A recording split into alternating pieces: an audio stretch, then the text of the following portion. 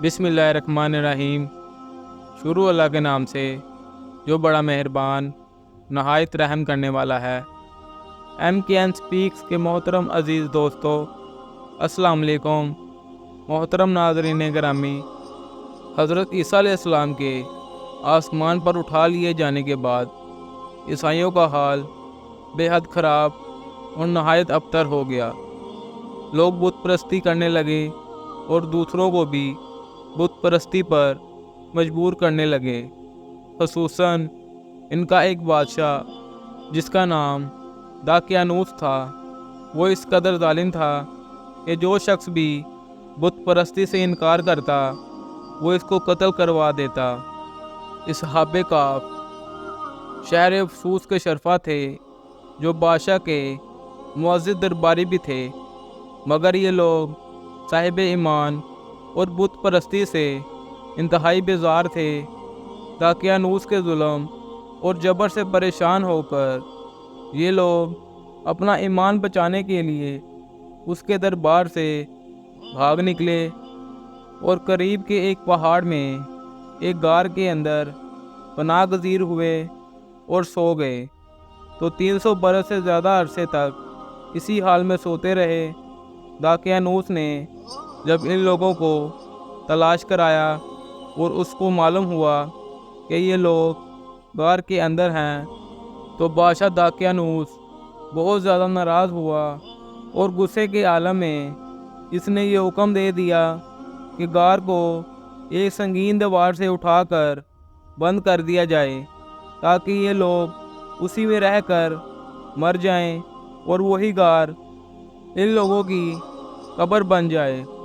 مگر داقیانوس نے جس شخص کے ذمے یہ کام لگایا وہ بہت ہی نیک دل اور صاحب ایمان آدمی تھا۔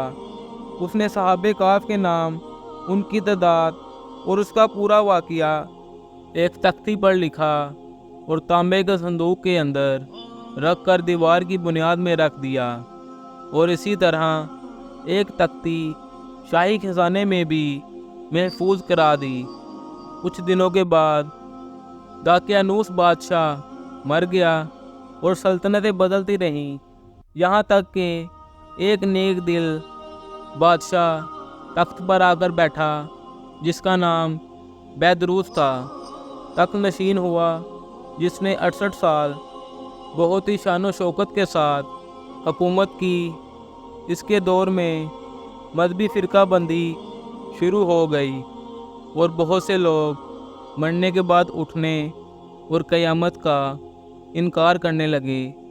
قوم کا یہ حال دیکھ کر بادشاہ رنج و غم میں ڈوب گیا اور وہ تنہائی میں ایک کمرے کے اندر بیٹھ کر اللہ تعالیٰ کے دربار میں نہایت عاجزی کے ساتھ دعائیں مانگنے لگا کہ اللہ تعالیٰ کوئی ایسی نشانی ظاہر فرما دے تاکہ لوگوں کو مرنے کے بعد زندہ ہو کر اٹھنے اور قیامت کا یقین ہو جائے۔ بادشاہ کی یہ دعا قبول ہوئی اور اچانک بکریوں کے ایک چرواہے نے اپنی بکریوں کو ہرانے کے لیے اسی غار کا انتخاب کیا اور غار کی دیوار کو گرا دیا۔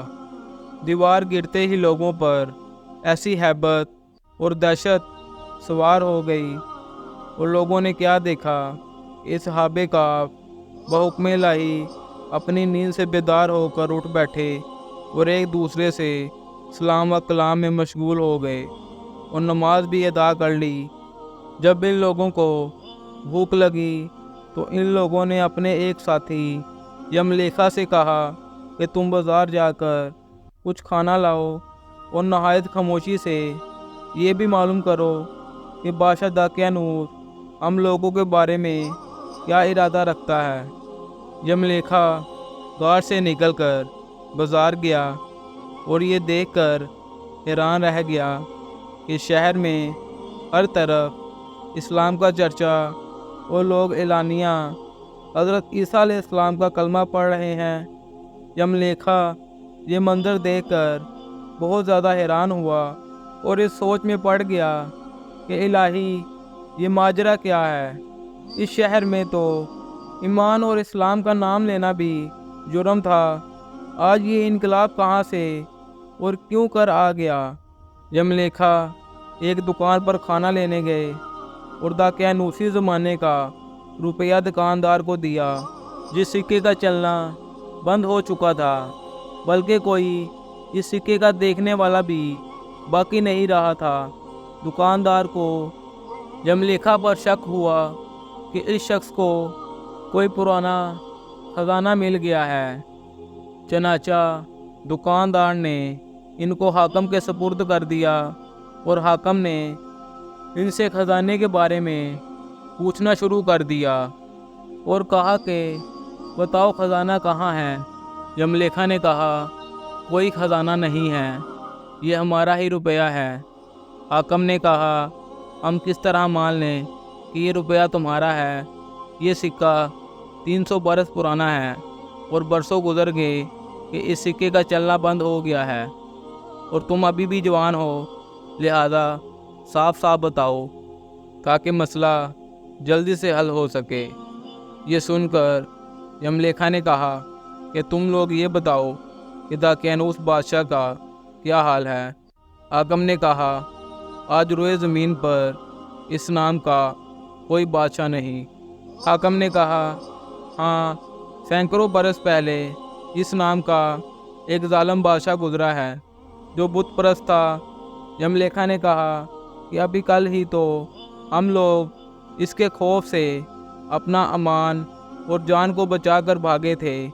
میرے ساتھی قریب ہی ایک غار میں موجود ہیں، تم لوگ میرے ساتھ چلو، میں تم لوگوں کو اپنے ساتھیوں سے ملواتا ہوں۔ چنانچہ حاکم اور شہر کے لوگ کثیر تعداد میں اس غار کے پاس پہنچے۔ اصحاب کہف یملیکھا کے انتظار میں تھے۔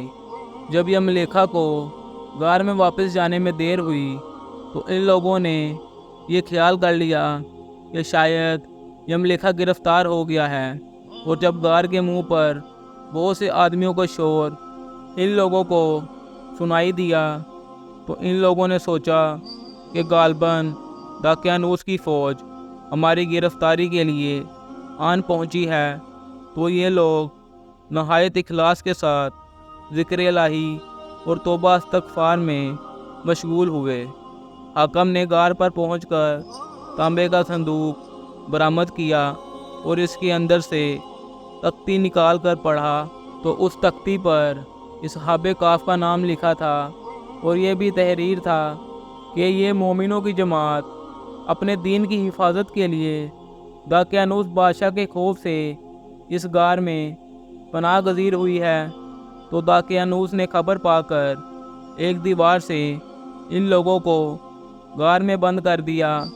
ہم یہ حال اس لیے لکھتے ہیں کہ جب کبھی بھی یہ غار کھلے تو باقی لوگوں کو بھی اصحاب کہف کا حال معلوم ہو سکے۔ حاکم نے تختی پر لکھی ہوئی تحریر پڑھی تو حیران رہ گیا۔ ان لوگوں نے اپنے بادشاہ بیدروس کو اس واقعے کی اطلاع دی۔ فوراً ہی بیدروس بادشاہ اپنے امرا اور شہر کے لوگوں کے ساتھ غار کے پاس پہنچا تو اصحاب کہف غار سے نکل کر بادشاہ سے ملاقات کی اور اپنا سارا واقعہ بیدروس بادشاہ کو بتایا۔ بیدروس بادشاہ سجدے میں گر کر اللہ تعالیٰ کا شکر ادا کرنے لگا کہ اللہ تعالیٰ نے میری دعا قبول فرمائی، اور اللہ تعالیٰ نے ایسی نشانی ظاہر کر دی جس سے موت کے بعد زندہ ہو کر اٹھنے کا ہر شخص کو یقین ہو جائے۔ اصحاب کہف بادشاہ کو دعا دینے لگے کہ اللہ تعالیٰ تیری بادشاہی کی حفاظت فرمائے، اب ہم تمہیں اللہ کے سپرد کرتے ہیں۔ پھر اصحاب کہف نے السلام علیکم کہا اور غار کے اندر چلے گئے اور سو گئے، اور اسی حالت میں اللہ تعالیٰ نے ان لوگوں کو پردہ دے دیا۔ بادشاہ بیدروس نے سال کی لکڑی کا صندوق بنوا کر اصحاب کہف کی مقدس لاشوں کو اس میں رکھوا دیا، اور اللہ تعالیٰ نے اصحاب کہف کا ایسا رعب لوگوں کے دلوں میں پیدا کر دیا کہ کسی کی یہ مجال نہیں کہ غار کے منہ تک جا سکے۔ اس طرح اللہ تعالیٰ نے असहाब काफ की लाशों की हिफाजत का सामान कर दिया। फिर बैदरूस बादशाह ने गार के मुंह पर एक मस्जिद बनवाई और सालाना एक दिन मुकर्रर कर दिया कि तमाम शहर वाले इस दिन ईद की तरह ज़ियारत करने के लिए इस गार के मुंह पर आया करें। असहाब काफ की तादाद में जब लोगों को इख्तलाफ हुआ तो ये आयत नाजिल हुई जिसका कुरान मजीद में इस तरह जिक्र आया है, तुम फरमाओ मेरा रब इनकी गिनती खूब जानता है, इन्हें नहीं जानते मगर थोड़े। हज़रत अब्दुल्ला बिन अब्बास रज़ी अल्लाह ताला अन्हो ने फरमाया कि मैं इन्हीं कम लोगों में से हूँ जो असहाब काफ की तादाद को जानते हैं। फिर आपने फरमाया असहाब काफ की तादाद 7 है और 8वां उनका कुत्ता है।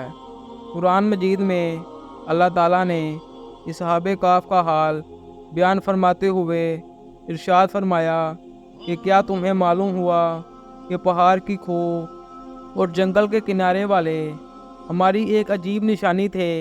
जब इन जवानों ने गार में पनाह ली फिर बोले, ऐ हमारे रब हमें अपने पास से रहमत दे और हमारे काम में हमारे लिए राह याबी के समान कर। तो हमने इस गार में इनके कानों पर गिनती के कई बरस थपका। फिर हमने इन्हें जगाया कि देखें 2 ग्रोहों में से कौन इनके ठहरने की मुद्दत ज़्यादा ठीक बताता है। हम इनका ठीक हाल तुम्हें सुनाएं। वो कुछ जवान थे कि अपने रब पर ईमान लाए और हमने इनको हिदायत दी। इससे अगली आयतों में अल्लाह ताला ने असहाब काफ का पूरा हाल बयान फरमाया जिसका तज़किरा ऊपर हो चुका है।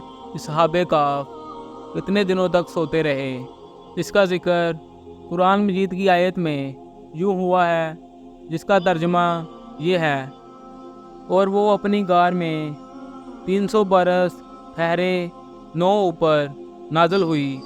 तो काफर कहने लगे, हम 300 बरस के मुतालिक तो जानते हैं कि सहाब काफ इतनी मुद्दत तक गार में रहे, मगर हम 9 बरस को नहीं जानते। तो हजूर अक़दस सल्लल्लाहु अलैहि वसल्लम ने फरमाया कि तुम लोग शमसी साल जोड़ रहे हो और कुरान मजीद ने कमरी साल के हिसाब से मुद्दत बयान की है और शमसी साल के 800 बरस में 3 साल कमरी भर जाते हैं।